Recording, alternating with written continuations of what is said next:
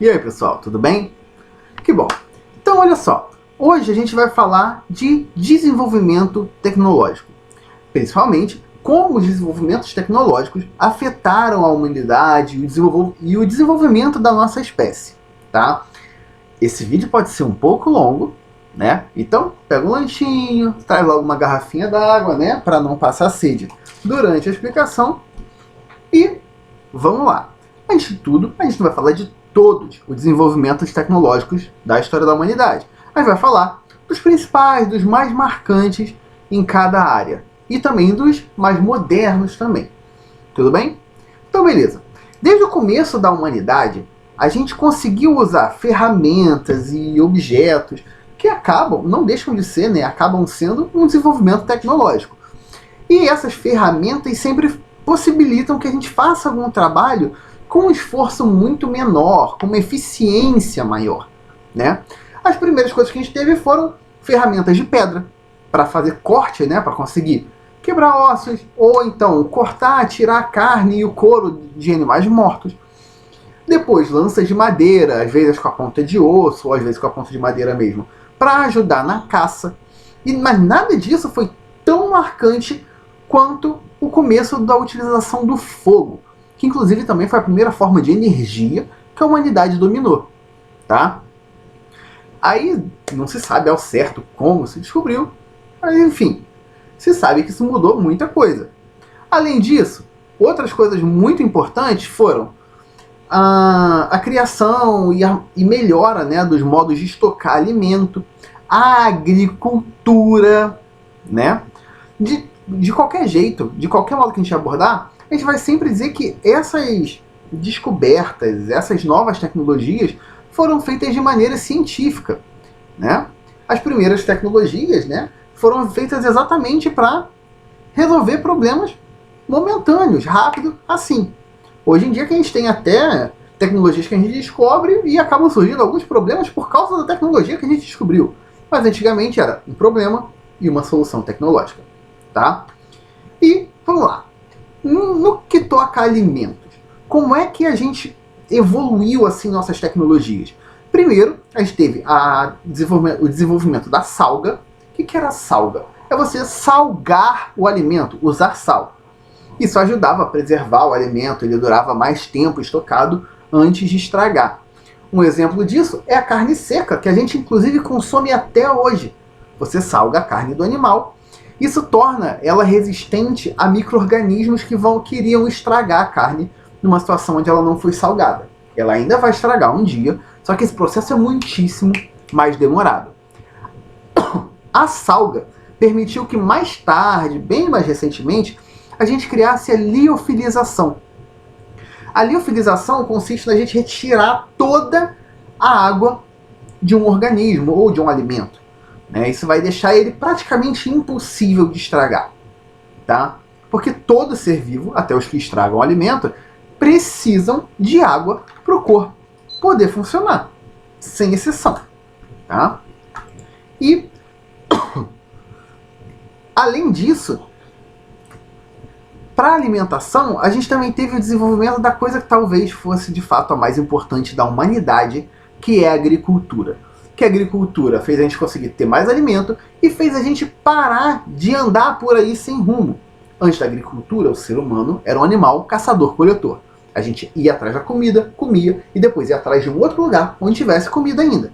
Com o desenvolvimento da agricultura, a gente conseguiu ficar em um lugar só e fazer a comida crescer ali onde a gente estava. Tá? Isso foi incrível, porque isso possibilitou todo um modo de vida diferente. No começo, a agricultura ela era usada para a sobrevivência de pequenos bandos que só plantavam o que iam comer. Com o tempo, os seres humanos foram aprendendo a dominar melhor o solo, começar a produzir mais coisas e começou a ter um excedente agrícola. Então vamos começar a entrar numa aula de história agora também. Brincadeira.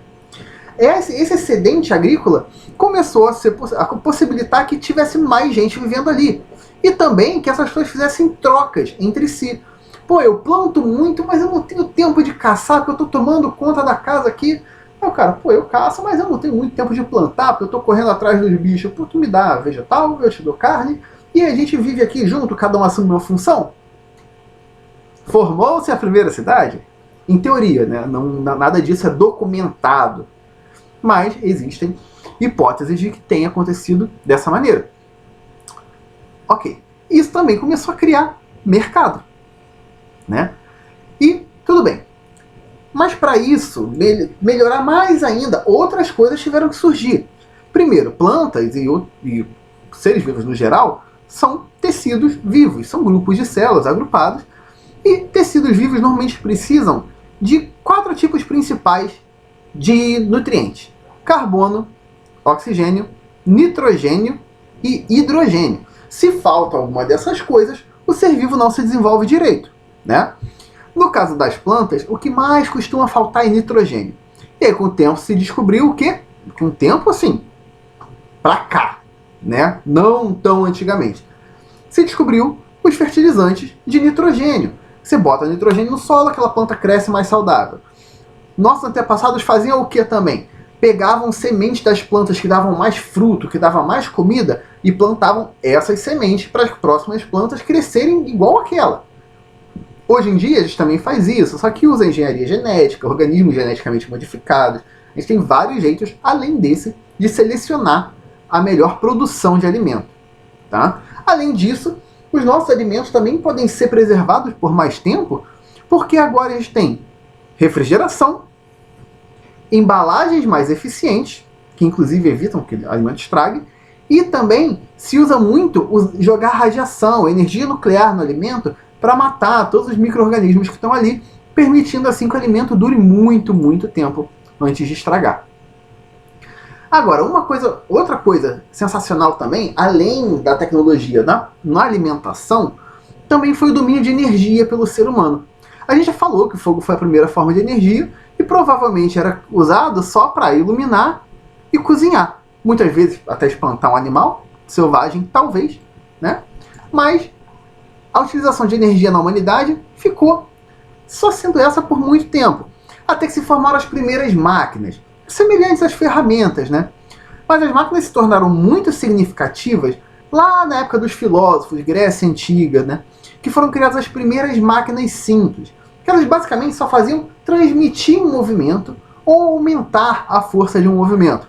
Como, por exemplo, a catapulta, que podia ser operada por 2 homens. Ela foi desenvolvida por Arquimedes, né? Por exemplo. Ela podia ser operada por 2 homens e ela conseguia jogar uma pedra de 1 tonelada.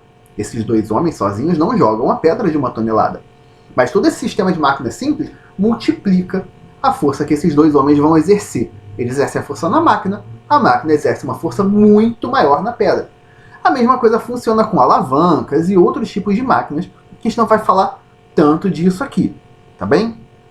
Então, beleza. O Arquimedes foi um cientista muito importante, ele também descobriu as leis de empuxo, desenvolveu números irracionais na matemática, tá?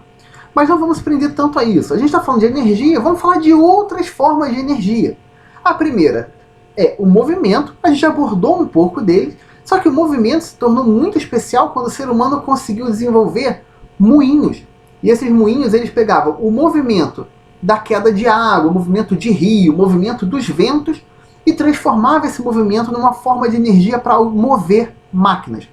Essas máquinas movidas pela água e pelo vento eram os moinhos. Gente, pesquisa sobre moinho. Moinho é muito louco, é muito maneiro, tá? Inclusive, alguns conhecimentos que a gente tem hoje em dia de carro já existiam na época dos moinhos, tá? Só para jogar um suspense. Vamos lá. Toda essa área que estuda movimentos, na física, ela é chamada de mecânica, tá? O maior estudioso de mecânica da humanidade foi Sir Isaac Newton. Tá? Sir é um título, né? Quer dizer que ele é um cavaleiro da coroa britânica. E ele descobriu principalmente as 3 leis que regem os movimentos e a lei de gravitação universal, calcula a órbita dos planetas, movimento de rotação, translação. Então, assim, não foi pouco importante, foi muito importante.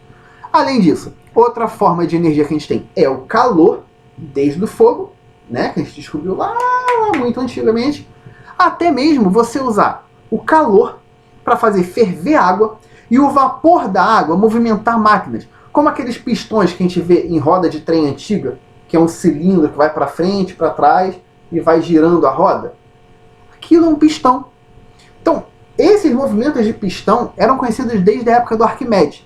Só que ainda não se tinha recursos de bons metais ou bons materiais para conseguir aproveitar bem essa força. Então era conhecido, mas ainda era impossível de ser utilizado. Mas para o final do século XVIII, começo do século XIX, começou a se ter bons materiais para começar a estudar de fato essa energia a vapor.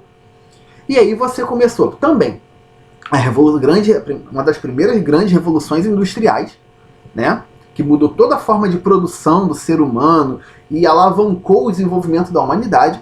Mas a gente também começou uma nova área na ciência, que foi a termodinâmica, que estudava o movimento de gases e o movimento de micropartículas, que são as micromoléculas lá da água que fazem vapor, e até se juntou essas duas áreas numa nova área que foi a mecânica estatística, que você não nem media de fato o movimento real, você media as possibilidades de movimento que poderiam acontecer. E isso é muito útil até hoje, inclusive. E para fechar, uma das últimas formas de energia que a gente vai ver, e das mais importantes para a gente como civilização, é a eletricidade. Tá? Por quê? Porque a eletricidade ela começou a ser usada a princípio só para iluminação. No começo ela era só para experimento, para entender o que era. O pessoal começou a usar de fato a eletricidade no final do século XIX, fazer iluminação de ruas e residências mais ricas, né? E engraçado que nessa época o pessoal não entendia ainda por que a eletricidade acontecia. Eles já ainda tinham alguma noção das partículas do átomo, prótons, nêutrons, elétrons, tinham a noção de que eles talvez possuíssem alguma carga elétrica, mas não entendiam que a eletricidade era feita pelo movimento dos elétrons passando por um fio condutor. Então, já se tinha o conhecimento prático da eletricidade antes de ter o conhecimento teórico. Tá vendo? Ciência, ó, necessidade, invenção, mas às vezes é a invenção e depois tem a necessidade de entender a invenção. E o estudo de toda essa área de eletricidade e tudo mais gerou um novo campo da ciência, que era o eletromagnetismo. Tudo bem? E depois começou a se usar várias formas de produção de eletricidade, como termoelétricas, hidroelétricas, usinas eólicas, painéis solares e vários outros modos de produção de eletricidade que a gente tem. Tá? A gente também tem a energia nuclear, que basicamente é uma termoelétrica, né? Você usa radiação para aquecer água, esse vapor de água gira uma turbina e o giro da turbina produz eletricidade. Só isso. Tá? A água nem fica contaminada, nem nada. Agora, o importante é que ainda é muito discutida a utilização de energia nuclear. Tá? Os grandes pesquisadores da radioatividade foram a Marie Curie e o Pierre Curie. Eles eram um casal de cientistas franceses. A Marie fez a maior parte do trabalho e ela era a líder do projeto de pesquisa em radioatividade. Tá? A energia elétrica gerada por usinas termonucleares ainda é bastante debatida, se é segura ou não, mas a princípio é de fato a forma menos poluente que a gente tem de energia elétrica. Tá? Agora falando da nossa sociedade hoje em dia. Hoje em dia a gente é considerado uma sociedade tecnológica, porque basicamente tudo que a gente faz depende da tecnologia. Pensa assim, só se acabar a luz, como a sua vida muda? Muda demais. Você não pode fazer um exame médico. Como é que você vai bater um raio-x se não tem luz? Né? Então assim, a gente é considerado muito uma sociedade tecnológica e nosso modo de vida foi terrivelmente ou maravilhosamente afetado por essa tecnologia. Uma das coisas que a gente pode falar é o que? Cartões. Principalmente, ó, pega aqui, ó, cartão de crédito. Por quê?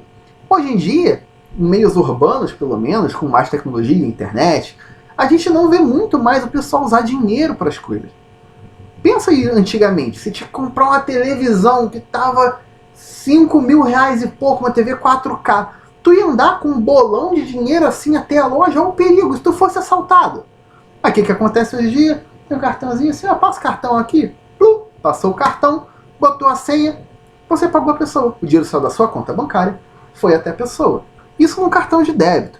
No cartão de crédito, então, o banco meio que te empresta aquele dinheiro e você paga de volta quando vier o boleto no outro mês. Se você não pagar, ele cobra uma taxa porque você atrasou, e é assim que eles acabam lucrando no fim das contas. Então olha só, até o nosso modo de carregar dinheiro mudou por causa da tecnologia. Mas não foi só o modo de carregar dinheiro. Todo o nosso modo de conversar e se deslocar de um local para outro, cozinhar, mudou. Por exemplo, a gente teve diversas tecnologias militares que foram inventadas para guerra, ou como forma de arma, ou transporte de tropas, ou um monte de coisa, que quando as guerras que desenvolveram essas tecnologias, quando essas guerras acabam, essas tecnologias elas são abertas ao público.